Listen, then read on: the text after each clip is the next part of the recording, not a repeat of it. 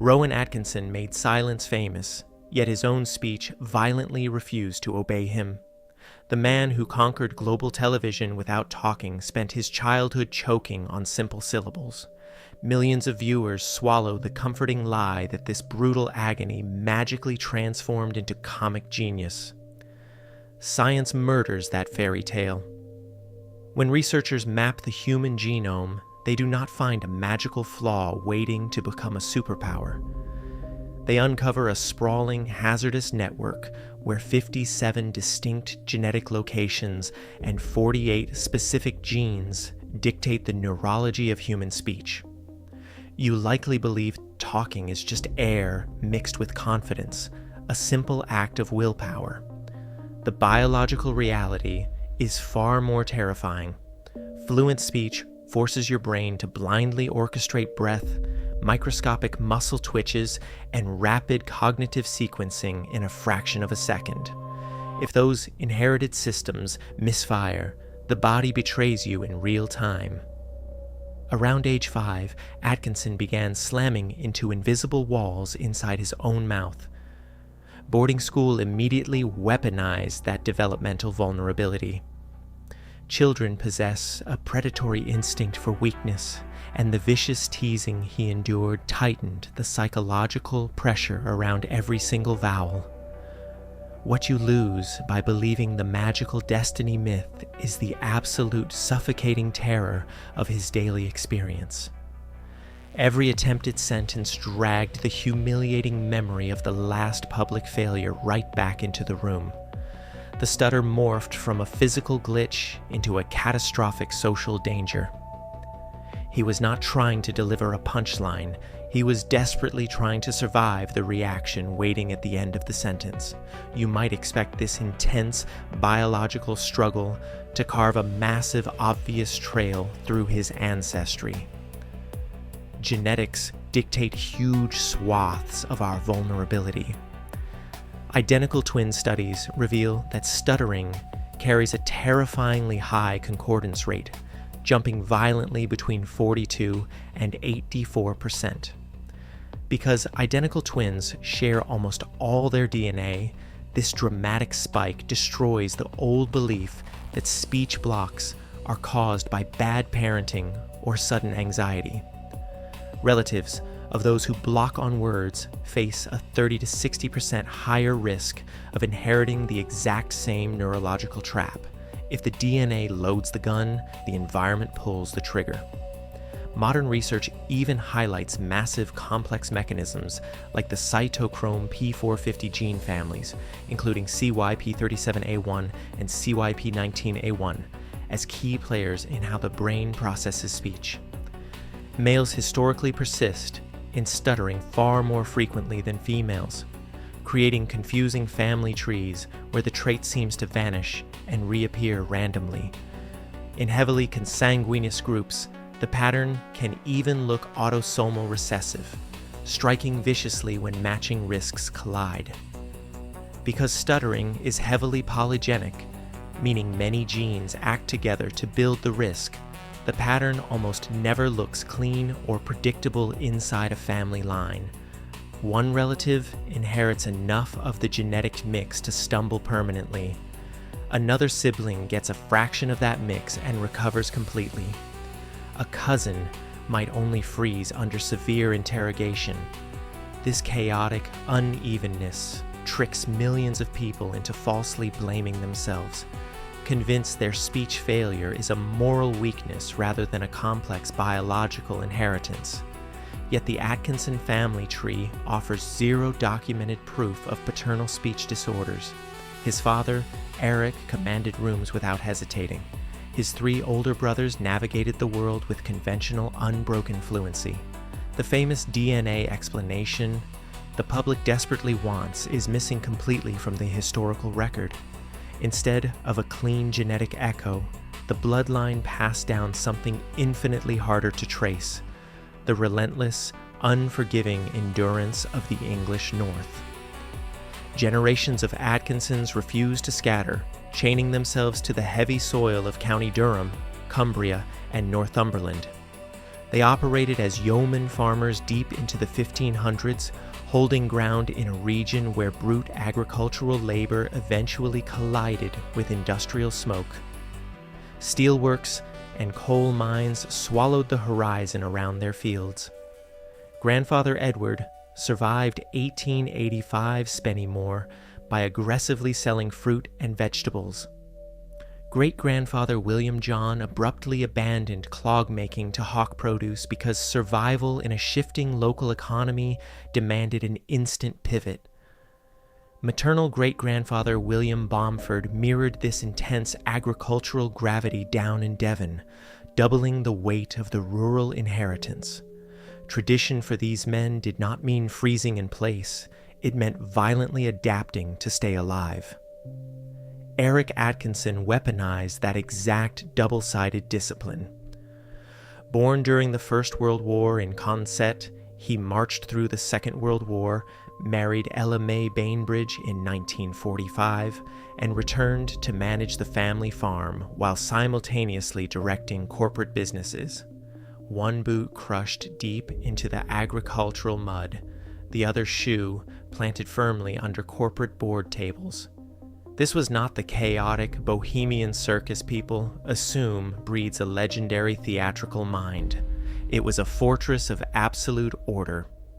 When the massive Consett Steelworks finally shut down in 1980, fracturing the entire regional economy, the Atkinsons' older survival skills suddenly looked more like visionary genius than quaint tradition. But that fortress harbored a ghost. Every public biography lists three brothers casually running through the northern farm chores: Rodney, Rupert, and Rowan. The official record lies by omission. Paul came first. Eric and Ella May planned for a bustling household of 4 boys, bringing their eldest son into the world before an unnamed tragedy silently erased him in infancy. Rowan, born in 1955, never met the child whose sudden absence permanently warped the emotional gravity of the house.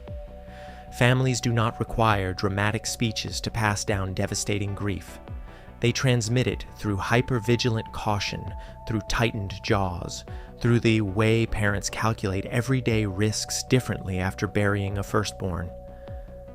The youngest son inherited a domestic environment where joy was no longer a secure, guaranteed commodity. He grew up filling the void of a shattered mathematical plan. Paul predeceased his brothers by entire decades.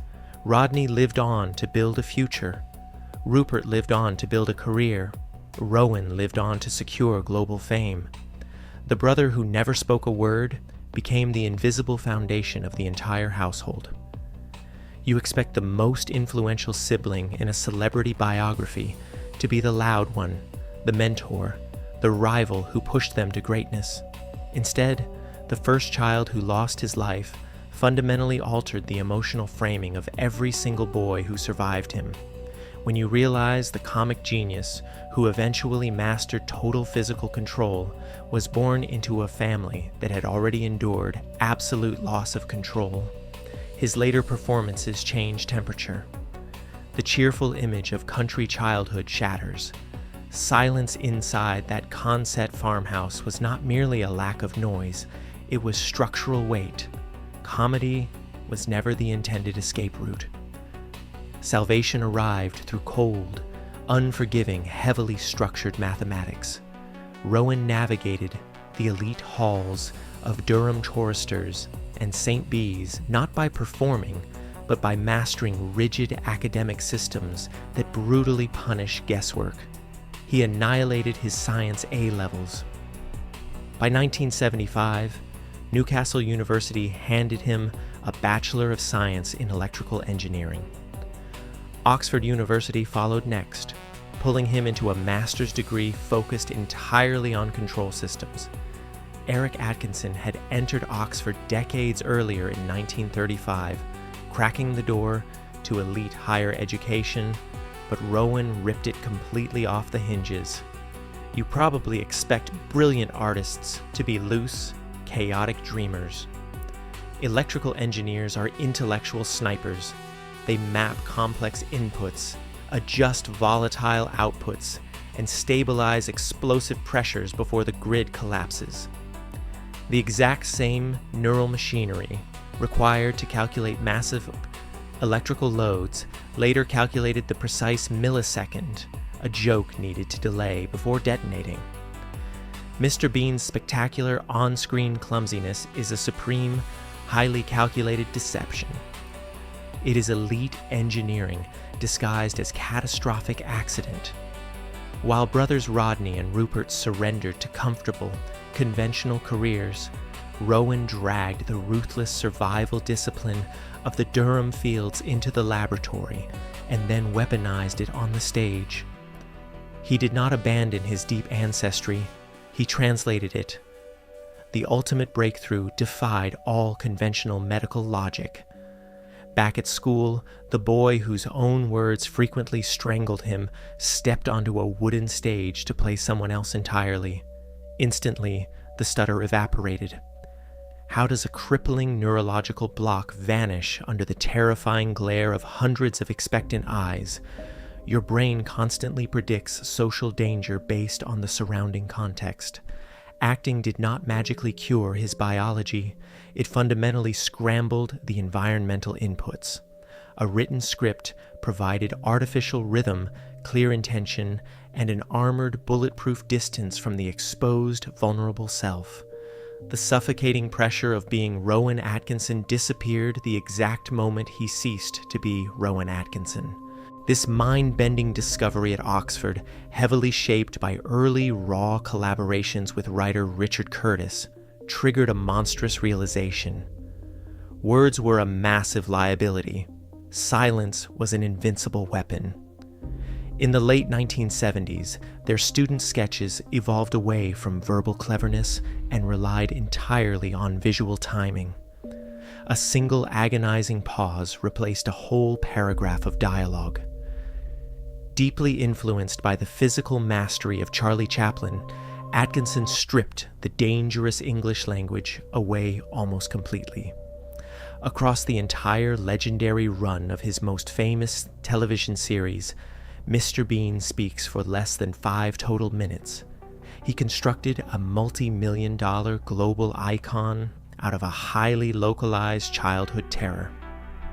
Removing dialogue bypassed the specific neurological trap of stuttering and simultaneously obliterated every international language barrier on Earth.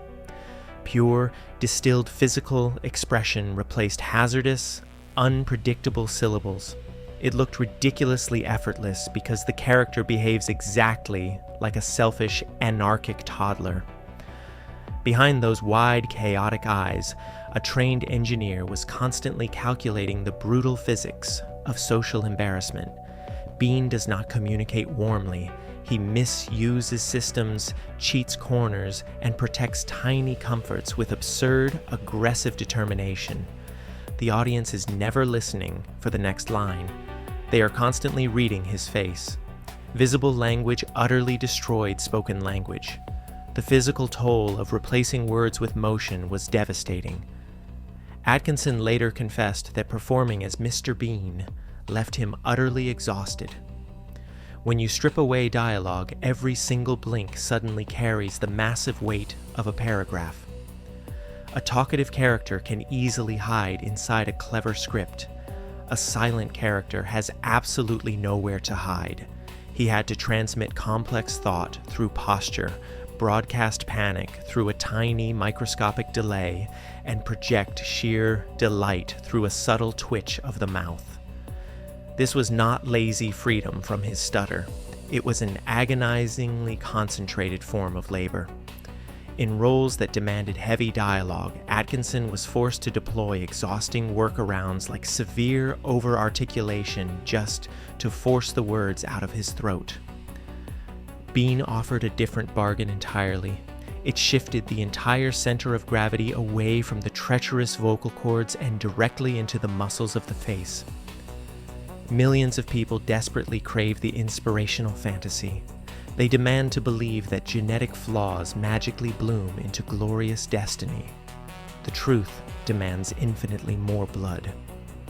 Rowan Atkinson did not conquer his childhood stutter by defeating it in a heroic straight line. He brilliantly outflanked it. His genes did not hand him a ready-made glittering superpower. The 57 loci and 48 genes linked to stuttering remain a complex, polygenic hazard that still traps millions of people today. His true ultimate inheritance was not a vocal defect, nor was it a quiet piece of County Durham farmland. His greatest inheritance was the ruthless generational capacity to pivot when the original path failed. Great-grandfather William John dropped the wooden clogs to desperately sell fruit. Grandfather Edward navigated the unpredictable produce markets. Father Eric fused the heavy mud of the fields with the sharp suits of the executive boardroom. And the youngest son, standing in the invisible shadow of a dead infant brother, traded the electrical power grid for the bright lights of the theater. Every single generation survived by flatly refusing to play the losing hand they were dealt. That singular revelation changes everything you believe about your own deepest limitations. You likely view your personal struggles as fixed, impenetrable biological walls. You wait patiently for them to magically transform into unique strengths, losing years of your life to a comforting fairy tale. Atkinson's brutal ascent proves the wall never actually moves. You must aggressively change the angle of attack. The next time you find yourself choking on your own impossible disadvantage, stop staring blankly at the obstacle itself. Look intensely at the environment built around it. The greatest masters in history rarely destroyed their profound weaknesses. They engineered a completely different stage where those weaknesses were no longer required to speak.